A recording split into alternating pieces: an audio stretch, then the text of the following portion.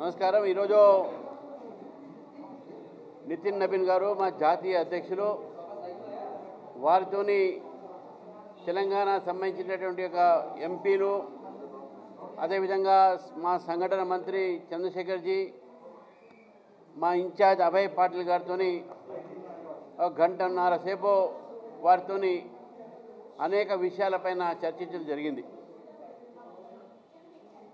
కలిసి ఈరోజు పని చేయాల్సిన అవసరం తెలంగాణలో ఉంది కాబట్టి అనేక అంశాలపైన భారతీయ జనతా పార్టీ రాష్ట్ర ప్రభుత్వం మీద యుద్ధం ప్రకటించాలే విషయాలపైన, యుద్ధం అంటే మళ్ళీ వేరే రకం కాదు, అంశాలపైన రాష్ట్ర ప్రభుత్వము చాలా ఒక అంశాల్లో అది వైఫల్యం చెందింది. ముఖ్యంగా ఫీజు రీఎంబర్స్మెంట్, యువకుల్లో విద్యా వ్యవస్థ అంతా కూడా ధ్వంసం అయిపోయింది. ప్రధానమంత్రి ఆవాస్ యోజన లాంటి సెంట్రల్ స్కీమ్స్ని కింది దాకా తీసుకోపోవట్లేదు ఈ యొక్క ప్రభుత్వం. అవినీతి పెరిగింది రాష్ట్రంలో. మరి ఇటువంటి నేపథ్యంలో అందరూ పోరాటానికి సిద్ధం కావాలి. తెలంగాణ భారతీయ జనతా పార్టీ కైవసం చేసుకోవాలి. ప్రభుత్వం అక్కడ ఏర్పడే అవకాశాలు చాలా ఉన్నాయని చెప్పేసి కూడా వారు చెప్పడం జరిగింది. ఒకవైపు అంశాలపైన పోరాటాలకి సిద్ధం కావాలి. మీరు కలిసి మీరు అందరూ కూడా అసెంబ్లీ సెషన్ అయిపోయిన తర్వాత మరొకసారి ఎమ్మెల్యేలు, ఎంపీలు, అదేవిధంగా నాయకులతో కలిసి రాష్ట్రంలో ఒక రోడ్ మ్యాప్, ఈ యొక్క ప్రభుత్వం వ్యతిరేకంగా ఏదైతే పనిచేయాల్సినటువంటి అవసరం ఉందని చెప్పేసి కూడా వారు దిశానిర్దేశం చేయడం జరిగింది. రెండోది, సంస్థాగత విషయాల్లో మండల ఒక స్థాయి దాకా రెగ్యులర్గా మీటింగ్లు జరగాలి. మీటింగ్లు ఎందుకంటే భారతీయ జనతా పార్టీ ఒక యూనిట్ మండలి నుంచి మనం స్టార్ట్ చేసి పార్టీ బలోపేతానికి మండలాల నుంచి చేయాల్సిన అవసరం ఉన్నది. 937 మండలాల్లో కొన్ని మండలాలు సక్రియంగా లేదు. దాంట్లో కూడా పార్టీ బలోపేతం చేయాలి. దాదాపు 660 మండలాల్లో మంచిగా పని జరుగుతూ ఉంది. మిగతా మండలాల్లో కూడా పని జరగాల్సినటువంటి అవసరం ఉందని చెప్పేసి కూడా వారు దిశానిర్దేశం చేయడం జరిగింది.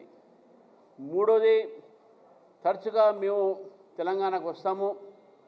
తెలంగాణ మా టార్గెట్లో ఉంది కాబట్టి నేను కూడా ప్రతి 3 నెలలకు ఒకసారి తెలంగాణకు రావడం జరుగుతుంది. అంతేకాకుండా కేంద్ర ప్రభుత్వం ఇస్తున్నటువంటి ఒక అనేక నిధులు ఈరోజు ఏ విధంగా వాళ్ళు వాడుతున్నారు, రాష్ట్ర ప్రభుత్వము ఎంతవరకు అది ప్రజల దాకా తీసుకుపోతున్నారు, దాని మీద కూడా మొత్తం ఎంపీలు దాని మీద మనం ఆలోచించి రాష్ట్ర పార్టీకు దాని మీద అవగాహన కలిగిస్తే దాని మీద కూడా రాష్ట్ర పార్టీ నాయకులు మాట్లాడే అవకాశం ఉంటుంది స్థానిక క్షేత్రస్థాయిలో అని చెప్పేసి కూడా వారు మాట్లాడడం జరిగింది. ఒక ఈటల రాజేంద్ర గారు తప్ప వారు బెంగళూరులో నేషనల్ ఓబీసీ మీటింగ్ జరుగుతుంది కాబట్టి వారు అక్కడికి ముఖ్య అతిథిగా వెళ్ళారు. వారు ఒక్కరు తప్ప అందరు ఎంపీలు లక్ష్మణ్ గారితో సహా రాజ్యసభ అందరూ వచ్చారు. మీటింగ్ చాలా మంచి ఒక స్నేహపూర్వకమైనటువంటి ఒక వాతావరణంలో మంచి ఒక దిశానిర్దేశం మనకు నితిన్ నవీన్ గారు ఇచ్చారు. మాకు వారి దిశానిర్దేశంతో మరి రేపు 13వ తారీఖు పార్లమెంట్ అయిపోయిన తర్వాత ఎంపీలందరూ కూడా హైదరాబాద్ కలిసి ఫ్యూచర్ ప్లాన్, ఫ్యూచర్ రోడ్ మ్యాప్ని మేము అక్కడ ఎమ్మెల్సీతో కలిసి నిర్మాణం చేస్తామని చెప్పేసి కూడా ఈ సందర్భంగా తెలియజేస్తాం. 2014లో కేంద్రంలో బీజేపీ అధికారంలోకి వచ్చింది. ఇప్పటికీ తెలంగాణలో 119 నియోజకవర్గాలకు సంబంధించి క్యాండిడేట్స్ని కానీ బూత్ లెవెల్లో పార్టీ నిర్మాణం కానీ జరగని పరిస్థితి.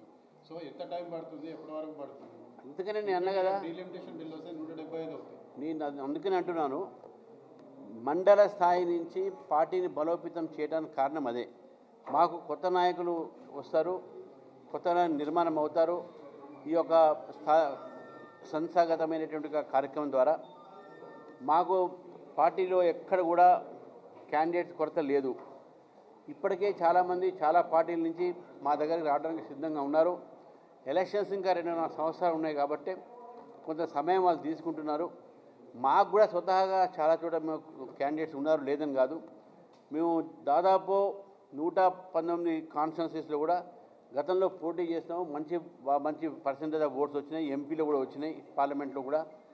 మాకు పూర్తి నమ్మకం ఉన్నది, రేపు డీలిమిటేషన్ తర్వాత పెరిగిన దాంట్లో కూడా భారతీయ జనతా పార్టీ తప్పకుండా మంచి మెజారిటీతోని మేము అక్కడ గెలిచి ప్రభుత్వం ఏర్పాటు చేస్తాం. ఎందుకంటే 2014 తర్వాత కూడా చాలా రాష్ట్రాల్లో కూడా మేము మొట్టమొదటిసారి అధికారం వచ్చినాం. అది బెంగాల్ కావచ్చు, ఒరిస్సా కావచ్చు, మన కళ్ళ ముందుంది. బెంగాల్, ఒరిస్సా కన్నా సంస్థాగతంగా ఈరోజు తెలంగాణ స్ట్రాంగ్ ఉన్నది. కాబట్టి మాకు ఉన్నటువంటి ఒక సంస్థాగత బలంతో తప్పకుండా రేపు జరగబోయేటటువంటి ఎన్నికల్లో భారతీయ జనతా పార్టీ తెలంగాణలో అధికారంలో వస్తుంది అని చెప్పి పూర్తిగా ఇతర పార్టీ నుంచి తప్పకుండా వాళ్ళు వచ్చేవారు చాలామంది ఉన్నారు. వారు సమయం కోసం చూస్తూ ఉన్నారు. ఎందుకంటే 2.5 సంవత్సరాలు ఇంకా ఎలక్షన్స్ ఉన్నాయి కాబట్టి వారు కూడా సమయం ఆలోచిస్తూ ఉన్నారు. ఎవరు వస్తారో ఏమొస్తారో ఇప్పుడే మేము చెప్పదలుచుకోలేదు. ఎందుకంటే గతంలో ఇటువంటి ప్రయత్నం చేస్తే మళ్ళీ వాళ్ళని ఆపుతున్నారు చాలామందిని రకరకాల. అది కూడా చర్చలు వచ్చింది. వరంగల్, వరంగల్, నల్గొండ, ఖమ్మం, హైదరాబాద్, రంగారెడ్డి, మహబూబ్నగర్ ఈ 2 గ్రాడ్యుయేట్ కాన్స్టిట్యున్సీ కూడా బీజేపీ కైవసం చేసుకునే రీతిలో పనిచేయాలని కూడా చర్చలో రావడం జరిగింది. ఇప్పుడు తెలంగాణలో అసెంబ్లీ స్థానాలకు పెంచే దానికి సంబంధించి డీలిమిటేషన్ బిల్ ఏదైతే ఉందో దాన్ని కాంగ్రెస్ పార్టీ వ్యతిరేకిస్తుంది. సో ఎట్లా చూస్తారు? కాంగ్రెస్ పార్టీ, బీజేపీ ఏది తెచ్చినా అది వ్యతిరేకిస్తుంది.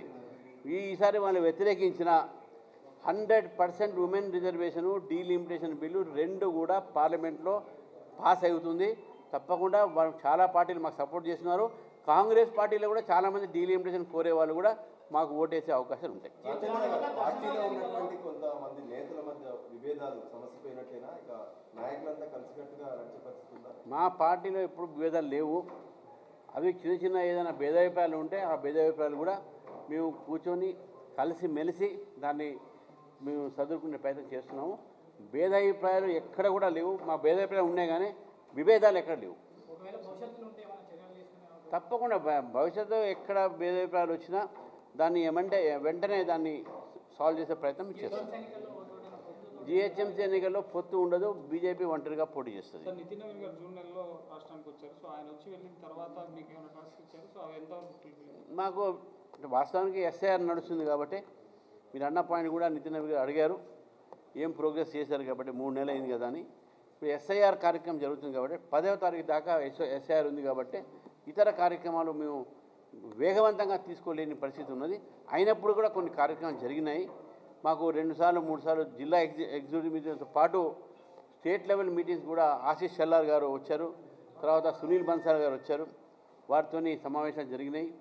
ఆందోళనమైన కార్యక్రమాన్ని ఇప్పుడు భారతీయ జనతా పార్టీ రానున్న రోజుల్లో దానికి ప్రాతినిధ్యం ఇస్తుందని చెప్పేసి కూడా ఈ సందర్భంగా భవిష్యత్తు కార్యాచరణ అంటే రూట్ మ్యాప్ అనుకుంటున్నారు కదా, దాంట్లో మెయిన్గా మీరు పెట్టినటువంటి ఎజెండా అంశాలు మెయిన్గా ఈ ప్రభుత్వం వ్యతిరేకంగా పోరాటం. ఈ ప్రభుత్వం 6 గ్యారంటీల వైఫల్యం చెందింది. ఈ ప్రభుత్వము కేంద్ర ప్రభుత్వం ఇచ్చినట్టు పథకాలను సరిగ్గా కింద అమలు పరచట్లేదు. ప్రజలకు కేంద్ర ప్రభుత్వం నుంచి రావాల్సినటువంటి ఏవైతే పథకాలు చేరాలో సరిగ్గా చేరట్లేదు. అనేక రంగాల్లో అవినీతి జరుగుతూ ఉంది. ఆ అవినీతి కూడా బయటపెట్టేటటువంటి ఈ పోరాటాలు ముందుగా మా రోడ్ మ్యాప్ ఉంటుంది. మాకు పోరాటాలే రోడ్ మ్యాప్ అని చెప్పేసి కూడా నితిన్ నవీన్ గారు స్పష్టంగా చెప్పింది. ఇతర పార్టీల నుంచి నాయకులు వస్తారు. బెంగాల్ తరహా ఆపరేషన్ ఉంటుందా లేదా స్వచ్ఛందంగా? ఏ ఒక్క రాష్ట్రంలో కూడా అక్కడ ఉన్నటువంటి పరిస్థితి ప్రకారం బెంగాల్లో జరిగినట్టు ఇక్కడ జరగాల్సిన అవసరం లేదు. ఇక్కడ జరిగినట్టు మళ్ళీ రేపు ఇంకో చోట జరగాల్సిన అవసరం లేదు. మీరు కొద్దిగా వేచి చూడాల్సింది. తప్పకుండా భారతీయ జనతా పార్టీ చాలా మంచి పర్ఫార్మెన్స్ ఉంటుంది. మాకు పాత కొత్త అనేది ఇది కొంత సెక్షన్ ఆఫ్ మీడియా సృష్టించింది. మా పార్టీలో చేరిన వ్యక్తి అదే రోజు నుంచి పార్టీ కార్యకర్త, పార్టీ నాయకుడు. కొత్త పాత అనేది మా పార్టీలో లేదు. అటువంటి ఉండకూడదు అనేది చెప్పి కూడా నితిన్ నవీన్ గారు గతంలో చెప్పారు. ఈ రోజు కూడా దాన్ని స్పష్టం చేయడం జరిగింది. పోరాటాలు మీరు రోడ్ మ్యాప్ అంటున్నారు. అంటే నెక్స్ట్ తెలంగాణలో పాదయాత్రలు కానీ బస్సు యాత్రలు కానీ ఇట్లాంటి ప్రజల్లోకి వెళ్ళే కార్యక్రమాలు ఉంటాయి. తప్పకుండా అవి మేము మా ఎంపీస్, ఎమ్మెల్సీస్తో కలిసి మా కోర్ కమిటీ కలిసి మాట్లాడతాం ఏం చేయాలి, ఎట్లా చేయాలి అనేది. బట్ అది కూడా డెఫినెట్గా ఒక పార్టీ పెరుగుదలలో పార్టీ వ్యాపించడానికి కార్యక్రమాలు, అటువంటి కార్యక్రమాలు కూడా నిర్ణయం చేస్తాం. మేము ఏ పార్టీతోని మేము పొత్తు పెట్టుకోము. బీజేపీ ఒంటరిగా పోటీ చేస్తుంది. జనసేన కానీ ఇంకే పార్టీ అయినా కానీ జాతీయ పార్టీ కాబట్టి అది ఎన్డీఏలో భాగం కాబట్టి అది జాతీయ స్థాయిలో ఆ 2 పార్టీ గురించి నిర్ణయిస్తారు. కానీ మాకు ఎటువంటి పార్టీతోని తెలంగాణలో పొత్తు ఉండదు, అది స్పష్టం చేస్తా ఉన్నాం. Thank you. నా ఫ్లైట్ అయిపోతుంది. ఇంగ్లీష్.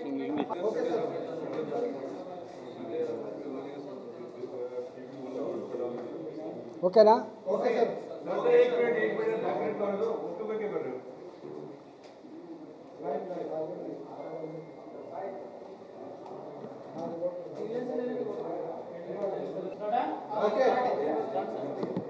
బెంగాల్లో భారతీయ జనతా పార్టీ విజయదుందుబి మోగించిన తర్వాత రేపటి మజిలీ తెలంగాణ గెలుచుకోవాలనేటువంటి సంకల్పం స్వయంగా నరేంద్ర మోడీ గారే సంకల్పించి వారు బెంగాల్ ఎన్నికల ఫలితాల తర్వాత మొట్టమొదటిగా తెలంగాణ రాష్ట్రానికి రావడం జరిగింది. వారితో పాటుగా ఎన్నో సంవత్సరాలుగా తెలంగాణ రాష్ట్రంలో పార్టీని గెలిపించాలని చెప్పి ఆలోచన చేసినటువంటి మా అమిత్ షా గారు కావచ్చు, మా దేశ అధ్యక్షుడిగా భారతీయ జనతా పార్టీ నేషనల్ ప్రెసిడెంట్గా ఎన్నికైనటువంటి నితిన్ నబీ గారు 3 రోజుల పాటు తెలంగాణ రాష్ట్రంలో పర్యటన చేసి కార్యకర్తలని నాయకులని సమాయత్తపరచడమే కాకుండా తెలంగాణ రాష్ట్రంలో భారతీయ జనతా పార్టీ బెంగాల్లో ఎట్లయితే గెలుచుకున్నామో అదే తరహాలో గెలుచుకోవాలనేటువంటి సంకల్పం మాకు ఆదేశాలు ఇవ్వడం జరిగింది.